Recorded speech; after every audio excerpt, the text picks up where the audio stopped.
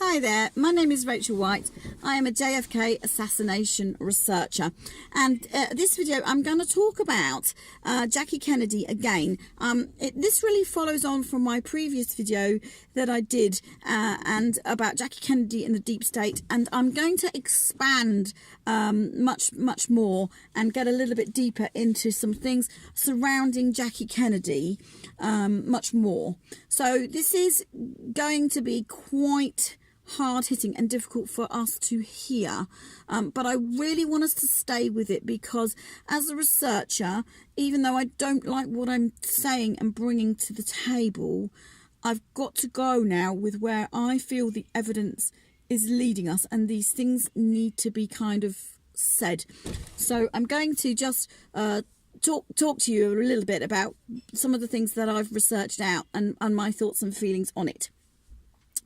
Okay, so we know, don't we, that Jackie starts her day at the Fort Worth breakfast meeting, and she is reportedly 20 minutes late because she's getting herself ready and things like this.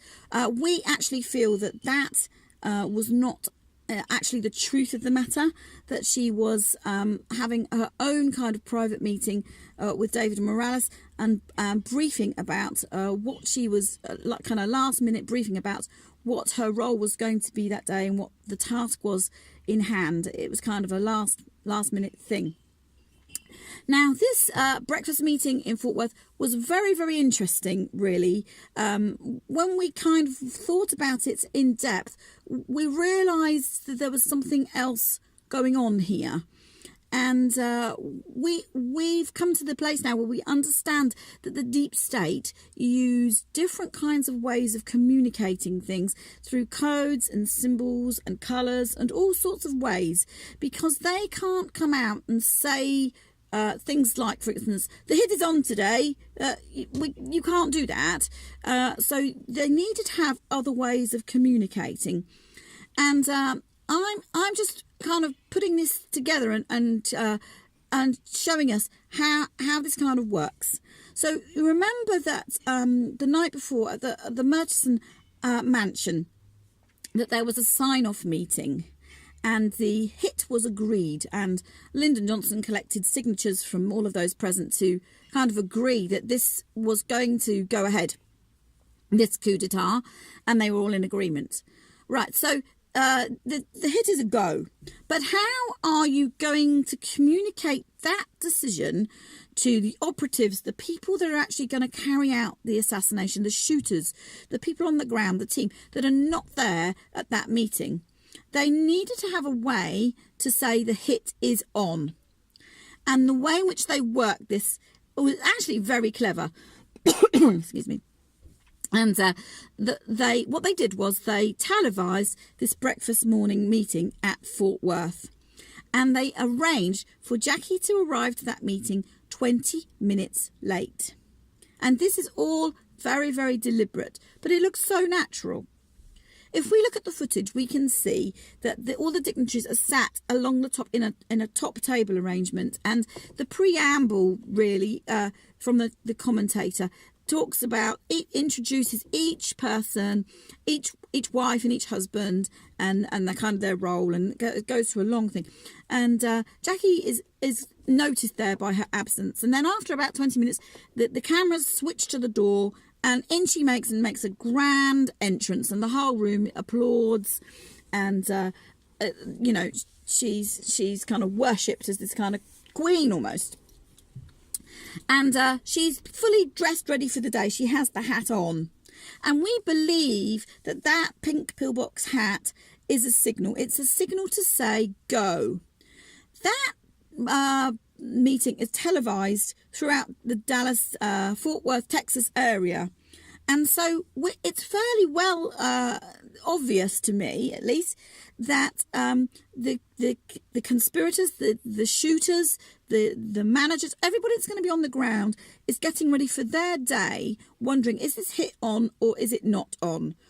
They have no way of knowing for sure. And so they've been instructed to watch the TV and watch Jackie arrive into the room. Is she wearing the hat or is she not wearing the hat? And this is their signal.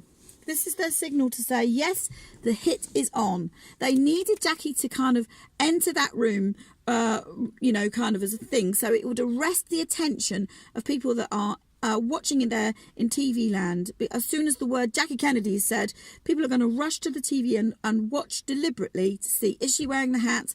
Is she not wearing the hat? Those in the know. And of course, to the rest of the world, this looks completely, perfectly innocent and sweet and of no significance whatsoever. And that is deliberately intended to be the case.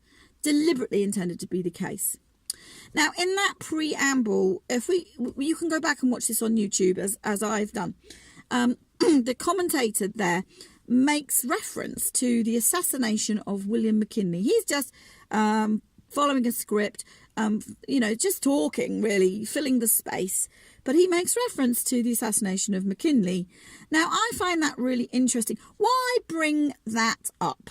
Why? There's no need to mention that whatsoever. In fact, that's actually quite morbid, really. Why would you even say that on a nice, beautiful, sunny day in the middle of a presidential campaign? You know, beautiful visit by the First Lady and the President. No reason for that. And my feeling on that is that he was scripted to do so. He probably didn't realise any significance of that at all. But of course, remember, like we said on my first video, that the media is connected in. So the head of the TV station is going to be at the same level as all these others in the works, in the mix. And there's been an instruction come down through the chain to edit in a script, make reference to the assassination of McKinley. So that's exactly what's happening. And it's a primer. It's priming everybody that's there listening to that TV broadcast. Presidents can be assassinated. It's a subconscious message. It's a subconscious message to prepare the TV viewing public that this could be a possibility. This is how I feel. And so there we are. Jackie enters. Is it a go? Is it not a go? She's got the hat on. It's a go. That thing is wedged to her head with hat pins. There's no way that's coming off. No way. And she didn't need to wear it indoors, but she does. So she's wearing it all morning, and we see her coming off the plane at Love Field, and down the ramp she comes, and all smiles, and people are very pleased to see them there. And they do a meet and greet. Now, it's at this point where the lamb chop stuffed toy doll is handed over to Jackie. Now, at first we thought that it was handed over in a bouquet of flowers, and then we actually feel now that it was handed possibly over the fence. If that's the case, there's something very, very wrong with that, because it's right that these VIPs do meet and greets. They do this kind of thing all of the time. But of course, on a security basis, you're never going to be sure what is going to be given as gifts. What if somebody decided to give somebody a beautifully wrapped present, but inside was a bomb? And, you know, they're very careful, and there's protocol about accepting gifts. And usually these items are handed to a lady in waiting, or a security guard, or an assistant, or something like that. And in this case, we don't see that. The lamb chop toy is given to Jackie, and it's put inside the bouquet of flowers. Now, this is really important. This handover is set up to look like a random event, but of course it really isn't. It's all part of the works. If it was a random event, someone like Clint Hill is going to rush in there and take that thing away and check it over. But we don't see that occurring. We just don't see that occurring. He's not bothered, and the reason that he's not bothered is because this is planned out. It's clearly planned out. I mean, it even could have been handed over via a child, but because it's planned out, that doesn't matter. Now, inside of this stuffed toy, we feel there's a tiny handheld palm pistol, a Derringer pistol, 2-shot pistol. And we feel that that's inside of the stuffed toy. And it sits inside the car by the bouquet of flowers between JFK and Jackie, and they ride through Dallas. They ride in the motorcade, sitting really in complete opposite ends of that bench seat. She couldn't be further away from JFK for the whole entire journey until the point we get to Dealey Plaza. And the journey is pleasant, and he's smiling, as we've all seen on the footage, and we can pretty well look at the footage from Love Field to right the way to Dealey Plaza. Pretty much all of the route is recorded, and at certain points Jackie waves this lamb chop stuffed toy up in the air, and we can see that she does that, and I believe that is communicating to deep state people waiting on the curbside, yes, this hit is still on. And at another point she puts her hand on her head like this, to trying to wedge the hat on it. It's another signal that the hit is on. We are go here. That hat and that stuffed toy are symbols of go. So we get to Dealey Plaza, and the shots start to ring out, and the car is under fire. Now, if you are in a situation where you suddenly find yourself under fire, you're going to respond quite quickly to that in terms of making yourself as small and as insignificant as you possibly can. The natural instinct in that kind of situation, as soon as you realise that there's a possibility that somebody's shooting at you and you don't really know who the target is, you're going to hit the deck and you're going to grab anybody next to you and grab them and pull them down into the footwell also. And when we look at the Zapruder film, we don't see Jackie doing this. And this is really important, because we need to ask the question, why doesn't she do that? If you felt that you were under fire, that is exactly what you would do. You wouldn't think twice about it. It would just be a natural reaction, I believe. I did some other kind of research into another motorcade kind of in-car shooting, and you know the history books. You know the history books. So I went back to the assassination of Franz Ferdinand in 1914 in Sarajevo, because he was also he was like the Prince Regent of Austria-Hungary, and he was riding in a motorcade with his wife Sophie, who he was very, very much in love with, and he was there going to do whatever it was he was doing, and an assassination team had assembled to take him out. And the way in which they did that assassination, or they attempted it, was the team was standing on various bridges that the car would pass underneath, and the idea was that they were going to throw hand grenades into the open top car to blow them to bits. Okay, so that would have been very indiscriminate. In fact, that didn't work. That didn't work at all. And so the car kind of went to a place. I think he turned around to see some wounded soldiers, and instructed the car to be turned around, and the car stalled, and they turned it around. And Gavro Princip, who was one of the assassination team, rushed up and shot Franz Ferdinand dead. Just literally bang, straight in the head. And he also shot Sophie dead as well. And this is really important. And I want to make the correlation here, because the wife had to be killed. And the reason that the wife had to be killed is because not because she's going to come into power when he's dead. That's not the reason. The reason is because she is a first-hand witness. She's going to be the closest one to that assassination, who's going to be able to give evidence. She's going to be able to say everything that happened on the route, everything that she saw, every body she saw, where she thought the shots were coming from, where the missed attempts were, and all of these things. She's going to be the person that's going to speak up and expose the hit for not just a lone nutter, but the whole team, because she may well have seen the attempts for the hand grenades to come into that car, or people on the bridge, all these kinds of things, and they wanted that to look not quite like how it was going to look. So you have to kill the closest witness there and then, because she then cannot speak. She was no threat to anyone, Sophie. Why kill her? She was pregnant. She was just his wife, really. Nothing to do with nothing. We don't see this with Jackie. She is the first-hand closest witness to this assassination. And yet, we don't see her diving in the footwell, we don't see her being targeted, and she does not respond in that car like she even is a target. And you would have thought that she would have felt everybody in that car was a target. And one of the comments was, they're going to kill us all, because I think Connolly said that they're going to kill us all. Well, at that point, you're going to hit the footwell, because you don't know what to believe. And she doesn't do that. So what we see her doing, he's got his hands up here.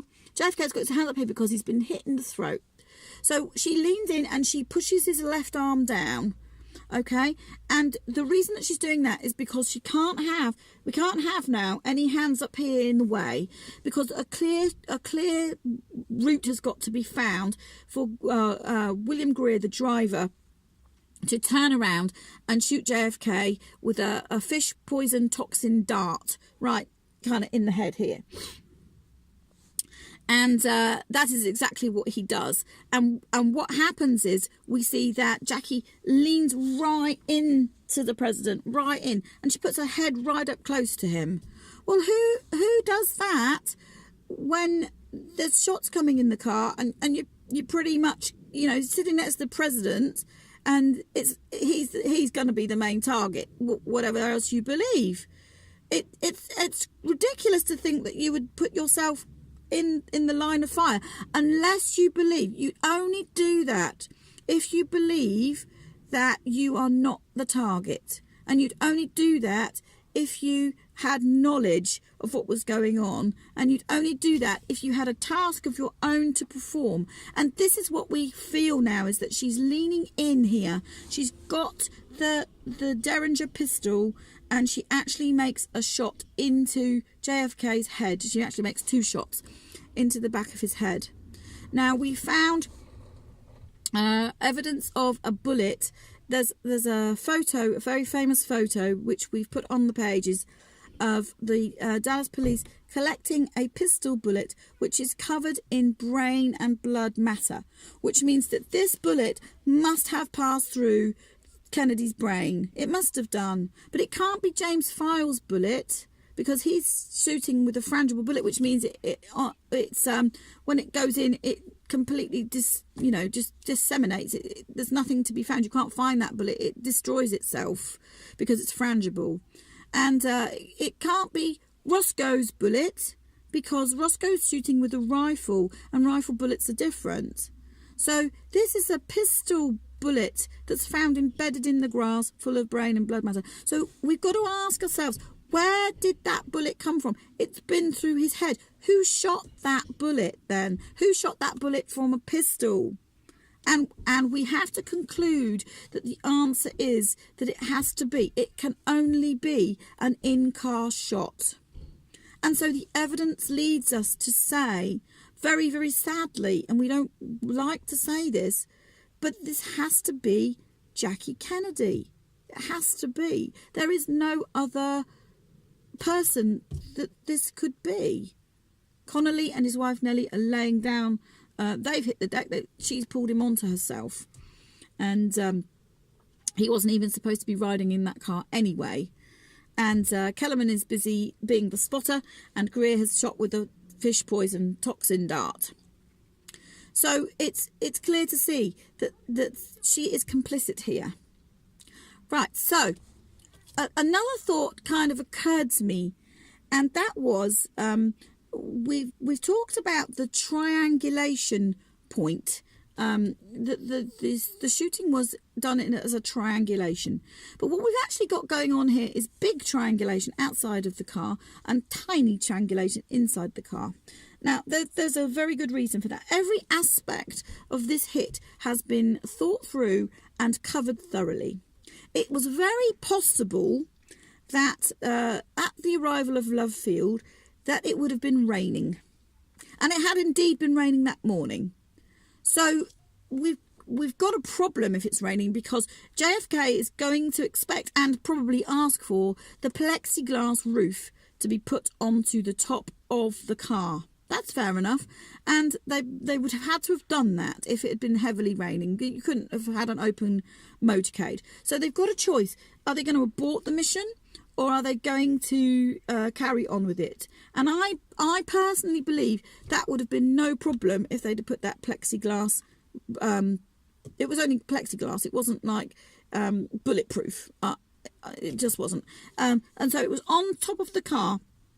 If it had been on the car, I believe they would have driven into Dealey Plaza just the same.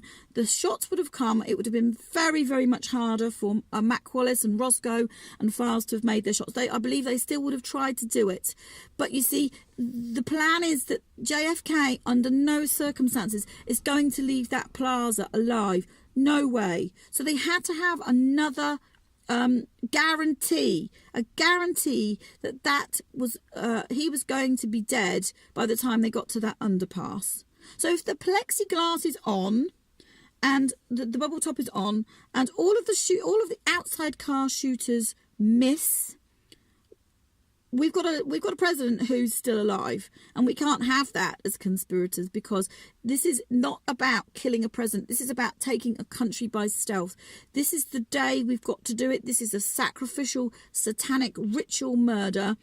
They didn't want to wait. They didn't want to go for this again. They just didn't want to. This was going to be this. It was going to be it. It had to be it. So they've got this in-car team organised, and if the plexiglass bubble top roof had been on, Jackie could have still shot JFK, and Greer could have still shot JFK, and the end outcome is going to be exactly the same. And of course they're going to doctor the story and alter the narrative to make it fit that it's still going to be a lone shooter from behind, and he just got lucky. And they're going to work out how they're going to deal with all the evidence. That's by the by. They can say, this deep state can say anything and make it work and make it fit. And they can feed any amount of lying and obfuscation and stupid stories to the press that just then repeat. And we all, like sheep, don't have any other information and believe what we're told. And this is what they rely on. And this is what they have relied on to dupe us all for this long. And this is what's gone on here. And we need to wake up here, and we need to work out what's gone on here, because this is absolutely the case. This is absolutely the case. These people who've organised this are very, very evil, and they don't think like we think on a compassionate empathy basis. It's not like that at all. This is business to them. It's no more than business to them. Killing a president is just a day's work to them. It means nothing. It means nothing, because power and control and money are all things to them. And that's where it's at. It's just another day as far as they're concerned. Well, they're just going to take the American nation by stealth for their own ends. And it's incredibly sad. Incredibly sad. Incredibly sad. So I just wanted to kind of share with you some of these things and really kind of unpack them for us.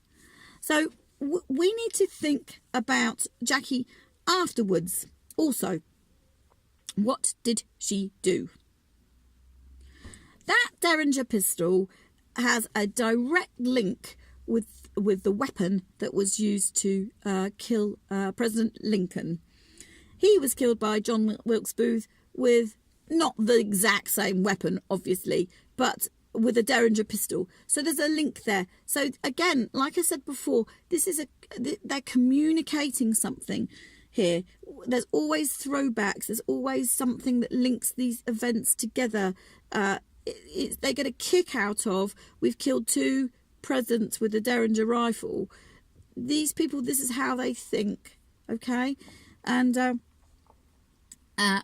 we know that the limousine went underneath the underpass directly after the shooting. And under the underpass, if we watch the Zapruder film really carefully, and I suggest that we do this now, go back and have a look at the Zapruder film in slow motion. Watch it several times. And really look at what I'm saying here and see that you can see this for yourself, because the only way really to understand this is to see this for yourself. And so we can see when the limousine speeds up a little bit more, it goes underneath the underpass and a white car is waiting there. And we believe that these items are passed over to this white car. None of the weaponry is in the car. The lamb chop toy perhaps, and the Derringer pistol and the fish dart gun is all passed over, and it's evidence, and it's just removed. It's taken away. It's taken away. Now, we have been led to believe that Jackie arrived at that hospital and she had her husband's head on her lap, and Clinton Hill helped her out the car.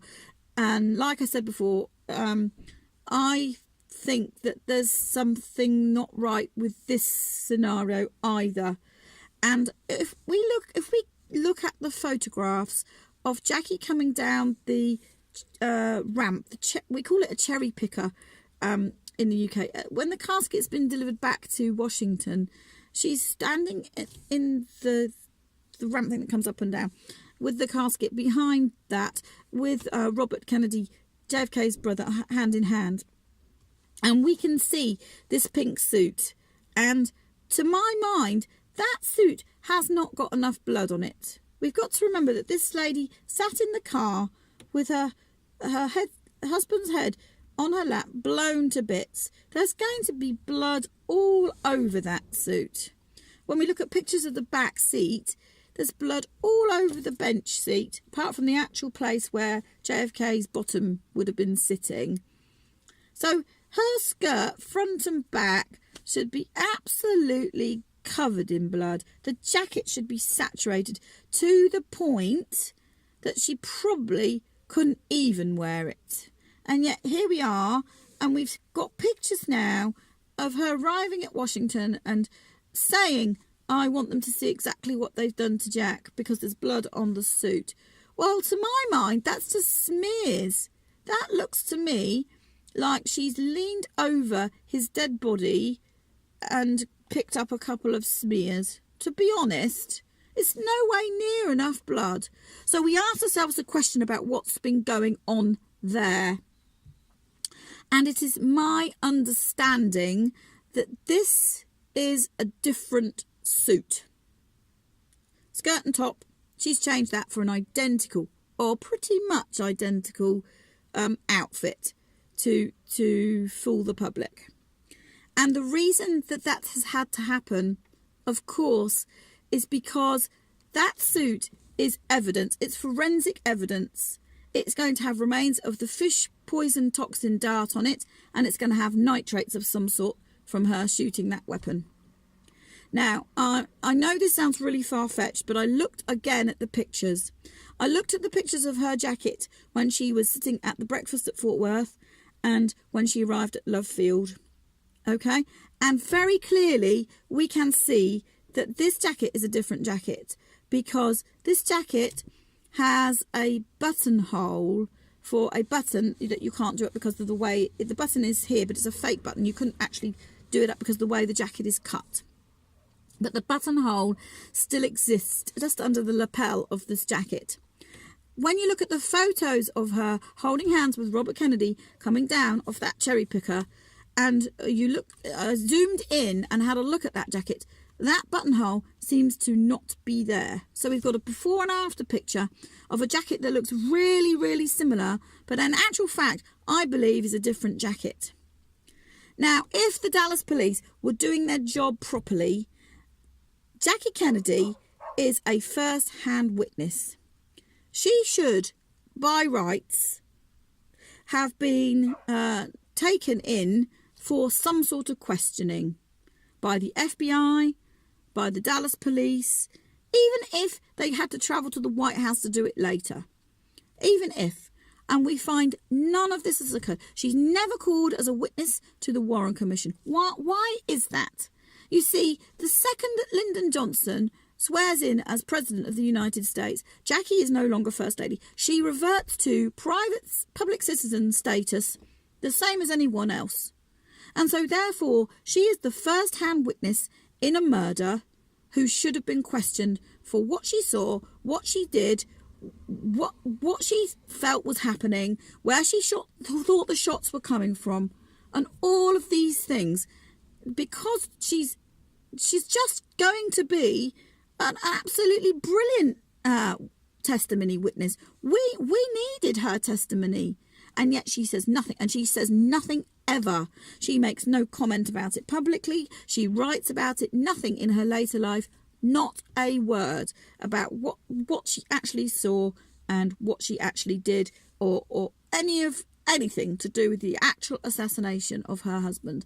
And I absolutely believe that they avoided that and did not allow her to do that because she was completely complicit. And of course, if you are a murderer and you're trying to cover your tracks, you're going to say nothing ever. Because you never want to get found out, do you? And nobody's going to let you get found out, because this is their guarantee to you as the murderer doing this on their behalf. And I just find that incredible in a democracy, in a free society. She should have been questioned. No question about it. She should have been questioned. Now, I just want to say one kind of last thing, because I've been talking so long. Remember what Jack Ruby said when he'd shot Oswald, and he'd gone in there and he'd given his excuse about he did this for Jackie Kennedy because he did not want this lady to come back down to Dallas and face the rigours of a trial, or words to that effect. Well, you betcha. You bet he didn't want her to face a trial. And you know why? Because all of this stuff in a trial has the risk of being exposed. And this leads me to believe, of course, by that one comment. I mean, why bring Jackie Kennedy into his defensive arguments for why he shot Oswald? That's crazy. Well, we've always known that was a stupid excuse. So why say it? Why say it? Because these people, they always kind of let themselves, they tell lies, but they also embed the truth as well. So my feeling is that Ruby knew exactly what the score was here. So I just want to say that, and I just want to leave that with you. And what I want us to all do is ask the question. You don't have to believe anything that Richard and I are bringing here. What we would like you to do is look at the evidence and find out for yourself and know for yourself what the truth is. And we're going to carry on looking at these things, and we're going to carry on giving the evidence as we find it. And more, as I said before, more is coming out every day. And I just want to thank you for hearing me out on this. And thank you. And we will chat soon.